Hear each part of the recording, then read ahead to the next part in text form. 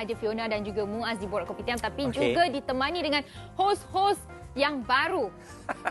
Yang baru adalah kucing dan juga yang baru untuk mengenali dengan lebih rapat dengan kucing adalah kami. Betul. Yes, kalau ada di antara anda yang mungkin ternampak macam Muaz dengan Fiona ni macam tak biasa je pegang kucing, memang betul pun kami tak pegang kucing sangat sebab kami bukan bela kucing. Tapi hari ini kita nak memberikan inspirasi kepada anda semua. Kalau anda nak bela kucing, yes, ini benda-benda yang anda harus pelajari. Bagaimana dari segi kesihatan, kena jumpa doktor. Itu yang paling penting. Betul. Sebab itulah kita telah import Dr. Zulkifli bersama dengan kita di set kita pada hari ini. Hello, Doktor. Hello, hai. Apa khabar, Doktor? Baik, alhamdulillah. Sekarang memang doktor-doktor ni dia punya perwatakan macam model. Kalau masuk doktor kucing ke, doktor manusia ke, semuanya yang sensor package dia ada tau. Nampak karakter doktor tu. Betul. Tapi kalau boleh lah, saya nak tanya dulu, Doktor. Yang itu bukan bulu kucing kan? Bukan. Ni bulu tiruan ni. Baik, doktor.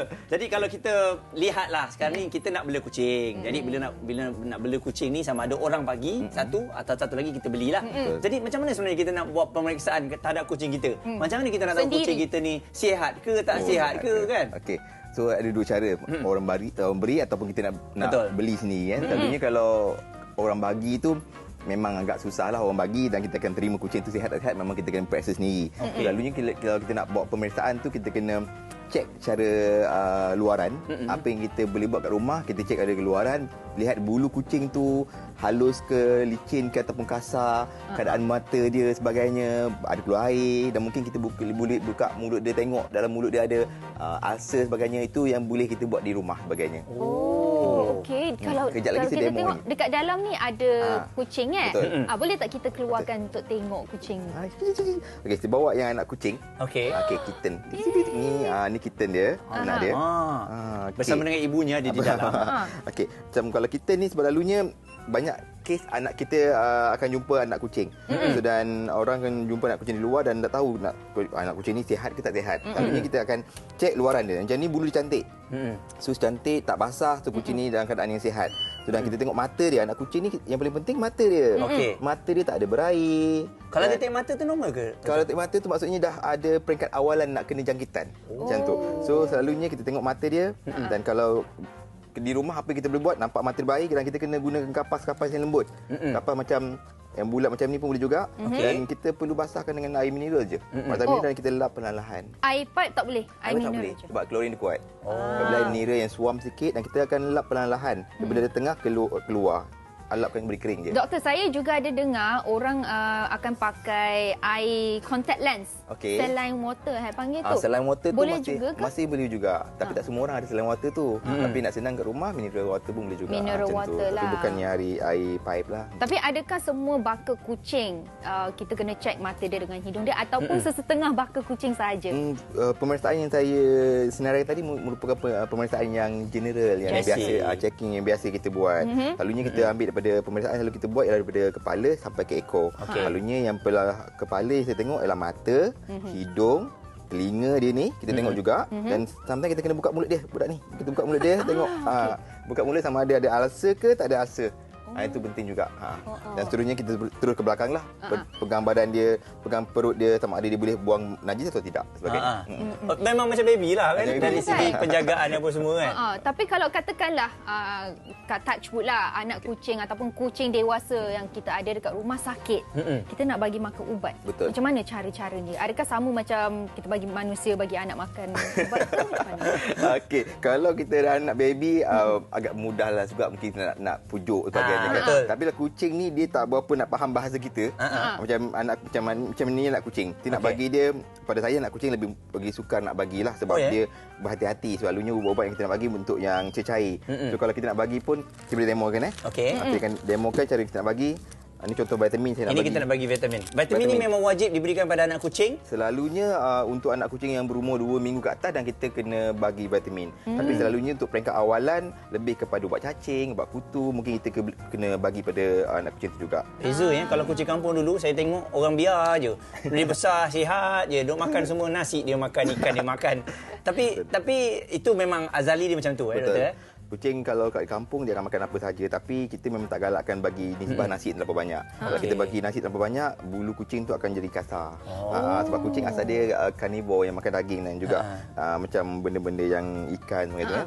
Okey, ni saya tunjuk demo cara. Ni nak bagi yang ni nak cara bagi vitamin lah. Betul. Okey. So banyak cara kat rumah kalau budak ni baik macam ni, kita pegang kepala macam tu dan kita terus mata dia bertepi perlahan. Dan kita bagi dia dia berjilat sendiri. Kita tak Vitamin. Ni vitamin. Vitamin tak boleh kasih dia push terlampau cepat sangat. Tapi confirm dia akan ambil lah sebab vitamin ni memang sesuai untuk dia. Betul, rasa dia memang menarik untuk dia rasa. Dia tak boleh rasa manis, tapi bila dia rasa benda tu macam ada kena berlemak tekak sikit, dia lah. betul dia akan telan. Tapi kalau antibiotik yang pahit tu kadang-kadang dia terkeluar jugalah. Betul. Okey, dos dia pun memang dah ditetapkan lah. Dos punya telah ditetapkan juga, betul. Okey, kalau kita tengok macam tadi doktor ada letak macam dari tepi ke ataupun dari depan betul. ke? Tepi. Dari tepi lah, Tepi, jangan jolok dekat Jangan depan. tengah ada dengan bagi sebab dia takut tersedak. Kalau tersedak itu panggil aspiration pneumonia, maksudnya dia terus masuk paru-paru, itu bahaya lah. Okey, kalau kita tengok doktor demo ni untuk kitten. Anak kucing. Betul. Untuk yang dewasa punya cara dia sama je ke ataupun Dewasa dia ni berlainan? Hai kita curi mak dia. Dia ada 4 ekor dalam ni, anak-anak dia. Okey ni mak dia sayang anak dia. Bila kita keluarkan tu dia mesti nak masuk semula. Dia risau. Okey, untuk kucing dewasa diperlukan 2 orang selalunya. So kalau kita bagi seorang boleh juga kalau kucing tu baik mungkin kita boleh handle seorang, tapi kalau kucing tu macam agak penakut sebagainya kita perlukan 2 orang. Dan kebanyakannya ubat-ubat untuk kucing yang dewasa doktor akan bagi berbentuk tablet sebagainya. Nah selalunya Bukan cecair doktor. Bukan, ada juga bentuk cair tapi kebanyakannya tablet. Selalunya kalau sesiapa yang pergi klinik dan doktor bagi ubat, sampai ke rumah dah tak tahu nak bagi macam mana. Betul.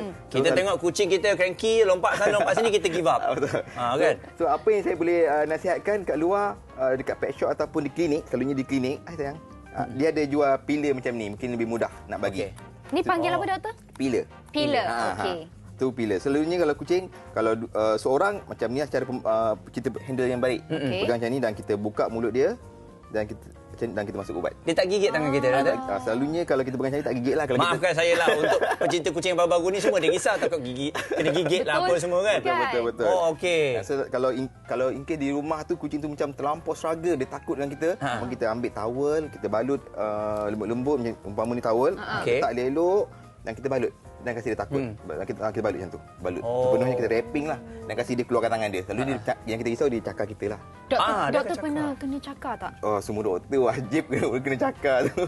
Experience dia macam mana doktor? Macam sebab kucing ni bukan dia nak cakap kita, tapi dia takut. Naluri dia kan. Dia pergi klinik tempat yang baru, dia nampak tempat yang baru, dia tak biasa dengan orang di persekitaran tu dan dia akan agresif sedikit. Dia macam kita juga. Kita kalau pergi jumpa doktor kita takut kan kita agresif. Larilah, keluar daripada pintu lah. Itu mungkin Muaz. Okey, doktor, saya nak tanya, kalau kita kena cakar dengan kucing, adakah okey kita biarkan cakaran tu di tangan kita? Akan baik semula ataupun kena ambil antibiotik dan sebagainya? Okey. Soalan yang menarik.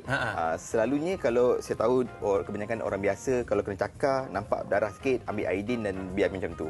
Sebaiknya kalau berlaku cakaran atau pendarahan, sebaik-baiknya kita kena pergi klinik juga. Dan ada suntikan yang kita kena ambil macam tetanus sebagainya untuk mengelakkan kancing gigi ataupun ada penyakit Q fever yang mungkin boleh berjangkit pada luka yang berlaku tu. Sebaiknya kalau ada tapi yang boleh kucing, baik pergi klinik, dapatkan suntikan imunisasi yang baik untuk mengelakkan jangkitan yang berlaku pada manusia.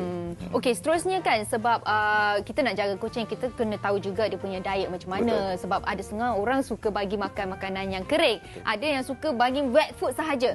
Nasihat doktor macam mana? Okey. Makanan basah kebanyakan kucing, kalau saya letakkan 10 ke kucing, mungkin 8 kucing akan minat pada makanan yang basah.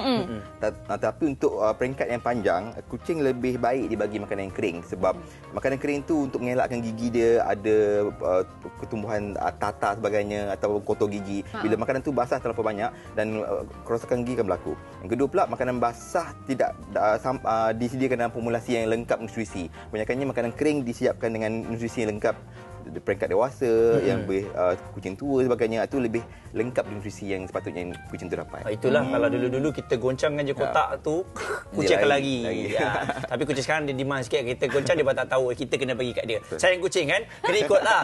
Jadi doktor, bila kita sebut mengenai kucing, Kadang-kadang ada virus yang kita tak tahu dan sebagainya. Ada juga orang kata kadang-kadang kucing ni boleh dijadi tempat transit untuk coronavirus, datang duduk dan dia boleh transit pada kita. Jadi mungkin doktor boleh beri penerangan mengenai kucing dan juga manusia ni. Soalan famous sekarang ni. Kalau pergi klinik semua takut. Sebenarnya kucing pun ada corona juga. Corona yang hanya berlaku pada kucing sahaja. Tapi untuk COVID-19 ni ataupun coronavirus yang berlaku pada manusia, dia punya subspesiesnya berbeza. Setakat ni report luar negara hanya manusia pergi kepada haiwan, pernah berlaku sekali. Tapi untuk kucing pergi kepada manusia tak pernah rekod lagi yang berlaku pada hari ini.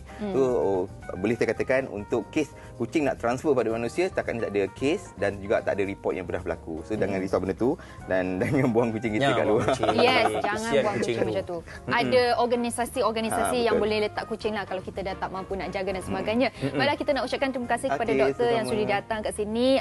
Mungkin doktor boleh kongsikan IG doktor?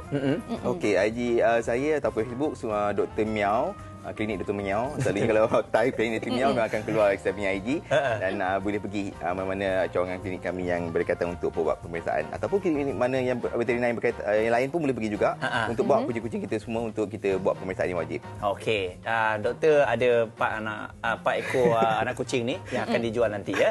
Jadi DM lah tepi. Saja nak bagi tahu cik. Terima kasih. Terima kasih doktor bersama dengan kita. Satu perkongsian yang saya rasa sekali lagi ringkas untuk kita fahami dan itulah dia, membela kucing ni adalah tanggungjawab kita sebenarnya kan Fiona? Betul, sebab itulah kita cakap kita kena jaga baik-baik, kena belajar tentang kucing ni, kita kena kenal kucing kita. Kalau tak, kita tak tahu macam mana nak jaga dengan sebaiknya. Okey, jadi saya nak kongsikan ada satu cerita mengenai kucing. Nak bagi tahu kucing ni memang dah lama sangat berada di muka bumi.